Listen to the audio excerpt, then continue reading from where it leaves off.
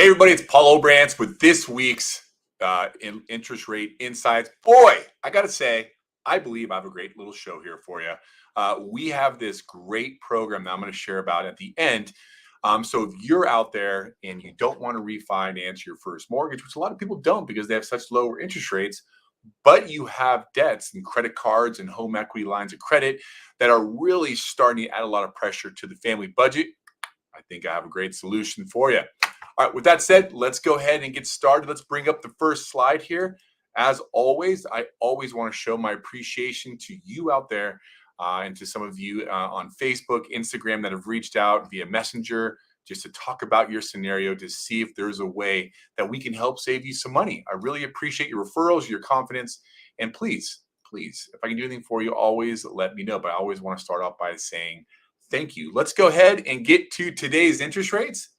Boy, there's a lot of red on there. Each interest rate is up, whether it be a purchase or a refinance, except for, which is totally strange, a VA refinance at 7.25. That stayed the same from last week. Who figures? Go figure. But keep in mind, though, a lot of people that we talked about, it doesn't make sense to refinance your first mortgage because even if you did that and paid off all your debt, you'd be paying more money monthly. So that would defeat the whole purpose.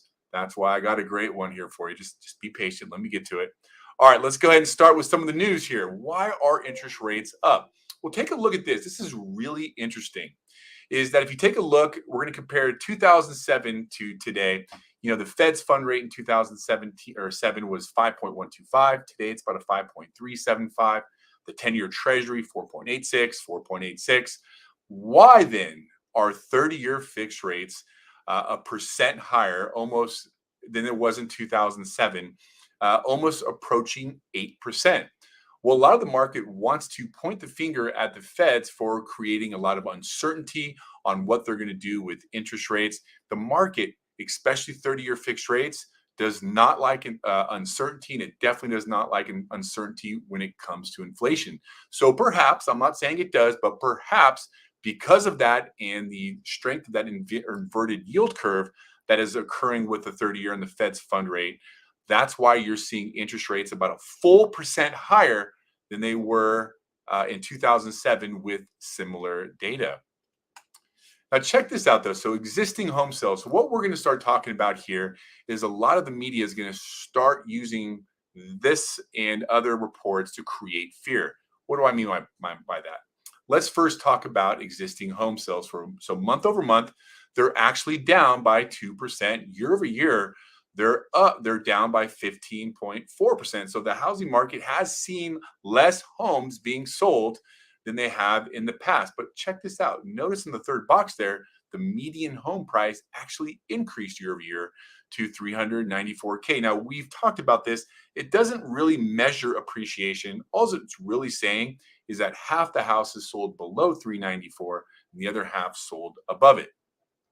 But what I do want to bring your attention to is this article right here. This came out today, and actually another one came out yesterday, and they're really trying to use, the media is really using words like foreclosure, I can't say that word, foreclosure, the lowest home sales, surge, a lot of words to create fear. So let's take this article. It says September home sales dropped to the lowest levels since the foreclosure crisis.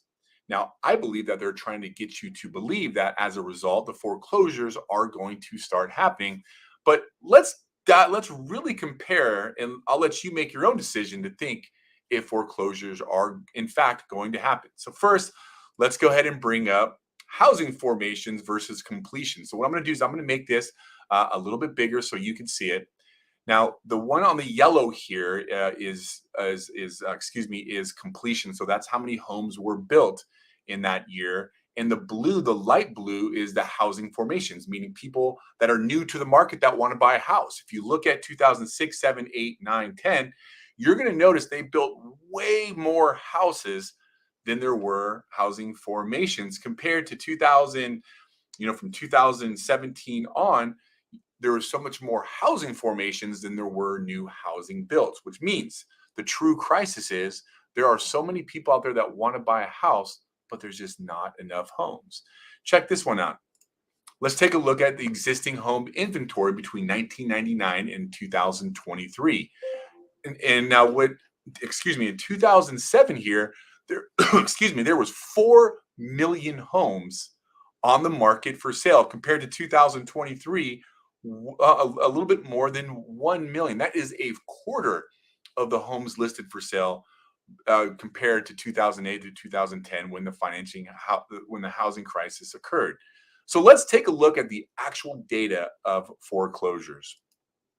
So if we look at the foreclosure rates going from the United States going back from 2005 to 2022, you know, set aside 2020, 2021, there has been no other year that has had lower foreclosures than they have this year. So when you read articles like the lowest levels since foreclosure and all these strong words the media is using, I think they're just trying to create a lot of fear, and they're not really representing the facts accurately. I don't know. What do you think? Would love to hear your opinion on that. All right, let's go ahead and talk about it. Let's talk about the program I wanted to share with you today. So what this is a reverse mortgage second. It's awesome.